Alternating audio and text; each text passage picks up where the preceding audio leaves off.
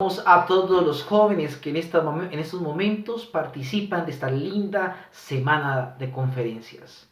Hoy tenemos un mensaje especial para ti, un mensaje de aliento, un mensaje que Dios quiere hablar directamente a su corazón, a su pensamiento. En esta tarde quiero compartirle un pensamiento de la palabra de Dios en el libro de Primera de Crónicas, el capítulo 4, versículo 9 y versículo 10.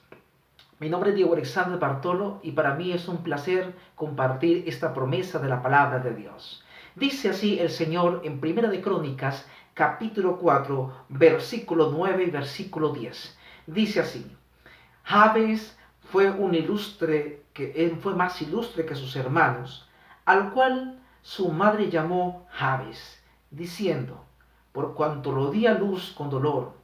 Invocó Jabes al Dios de Israel diciendo: te ruego que me des tu bendición, que ensanches mi territorio, que tu mano esté conmigo y que me libres del mal para que no me dañe. Sabe que esta es una de las historias un poco conocidas en la Biblia o pocos predicadas dentro de los púlpitos de nuestra iglesia. Sin embargo, en dos versículos nos presenta un tremendo mensaje esta historia acerca de Jabes. En medio de todo el capítulo 4, en medio de una interminable lista genealógica en el reino del sur, la tribu de Judá podemos observar que en estos dos versículos podemos encontrar lo que podríamos llamar una plaqueta de bronce. Yo no sé si en alguna oportunidad usted ha ido a una biblioteca, a un lugar cultural, donde se exhiben plaquetas o se exhiben monumentos o bustos, recordando a un personaje célebre, recordando a un quizás a un personaje reconocido por la literatura, por la ciencia, a lo que seguramente causa la admiración de muchas personas de renombre. Pues en toda la interminable lista de esta genealogía que aparece en el libro de Crónicas, encontramos que después de presentar la genealogía en la tribu de Judá, aparece un personaje el cual la Biblia hace énfasis y que en esta oportunidad queremos resaltar. Este personaje, célebre como la Biblia lo llama, ilustre como la Biblia lo llama, es Jabes. Podemos decir sin temor a equivocarnos que Jabes fue un personaje especial para el Señor. Por ello fue quien nos dejó este gran testimonio, el monumento de Jabes. Podríamos decir que este es un gran testimonio con respecto a la historia de Jabes, un personaje principal así delante de Dios. ¿Sabe? Aunque te sorprende lo que te voy a decir, tú podrás ser un personaje desconocido, pero luego convertirte en un personaje ilustre. Así como Jabes, poder llegar a ser acreedor junto a las bendiciones de Dios, de nuestro Padre, nuestro amante Salvador. Ahora, yo quiero invitarte a que me acompañes a analizar y descubrir a través de la palabra de Dios esta maravillosa bendición que Dios, como Dios lo premió a Jabes. Y tú, si tú te pones en las manos de Dios, tu vida nunca jamás será igual. ¿Por qué? Porque el libro de Hebreos, capítulo 11, versículo 6, precisamente dice que Dios es galardonador de todos aquellos que lo buscan. Yo quiero mencionar y rescatar, destacar un asunto con respecto a Jabes, es que la palabra ilustre, o la palabra ilustre en la Real Lengua Española, nos presenta aproximadamente algunas definiciones, pero quiero mencionar tres. La palabra ilustre se le puede definir como distinguido de origen, es decir, una persona que tuvo un origen muy prominente. Número dos, se puede describir como una persona célebre, una persona insigne, o también se le puede aplicar la palabra ilustre a alguien con título de dignidad, así como un premio Nobel quizás, En Colombia tenemos el Premio Nobel de Literatura, Gabriel García Márquez, un ilustre de la literatura. Tenemos un ilustre en el tema de la ciencia, como Elkin Patarroyo, el científico que descubrió el tema, que fue prominente en el tema de la malaria, la vacuna contra la malaria.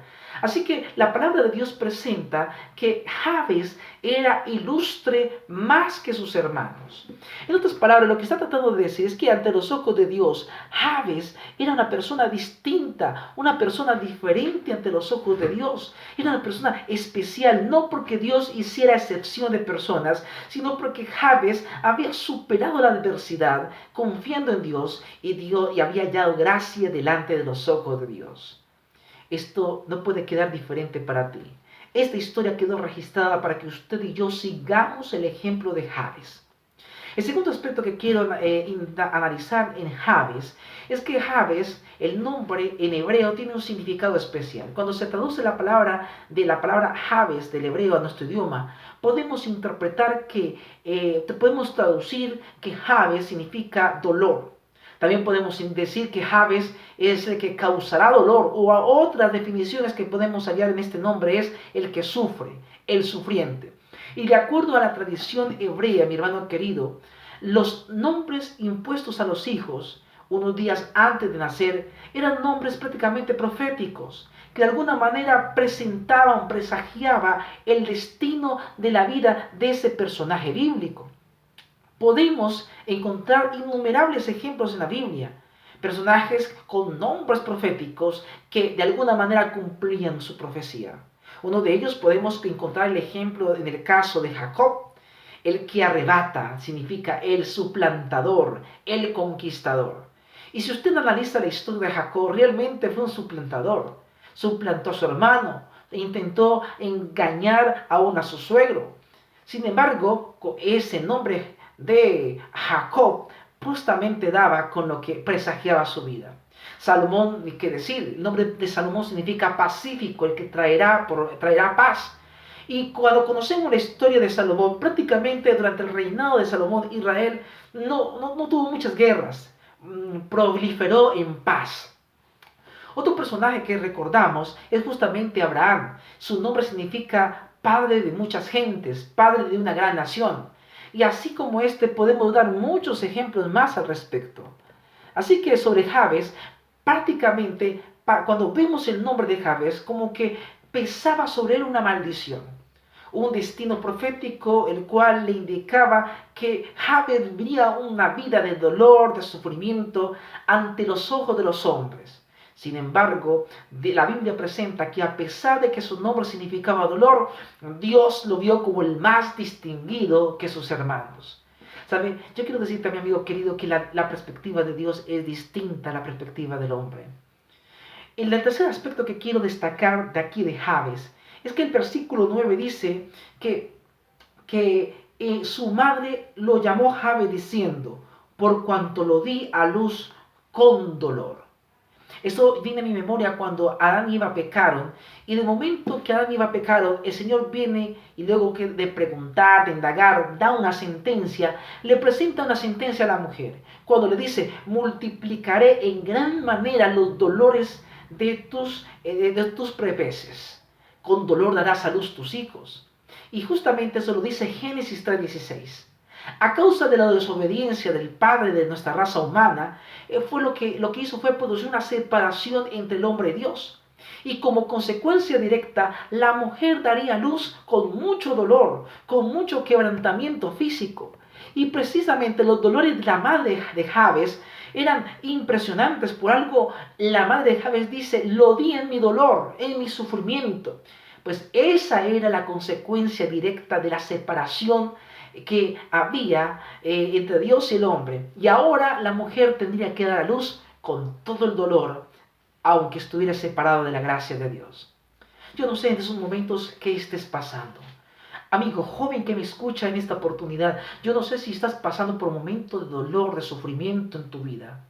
Yo no sé si es un momento de la soledad, la angustia, la depresión, la frustración, el fracaso, o la situación que estás enfrentando te está carcomiendo por dentro. La economía en estos momentos no es la mejor. No sé si estás pasando por un momento de prueba, de enfermedad, y siente que los médicos no pueden dar solución a tu situación y a tu problema. Posiblemente tu economía no sea la mejor. Y si en esta vida te encuentras en una vida desordenada, te encuentras vacío, yo te invito a que sigas los pasos que quiero compartirte a continuación con respecto a Jabes. Jabes, el más ilustre. Después de ser un hombre de dolor, se convirtió en un hombre ilustre. ¿Por qué ilustre?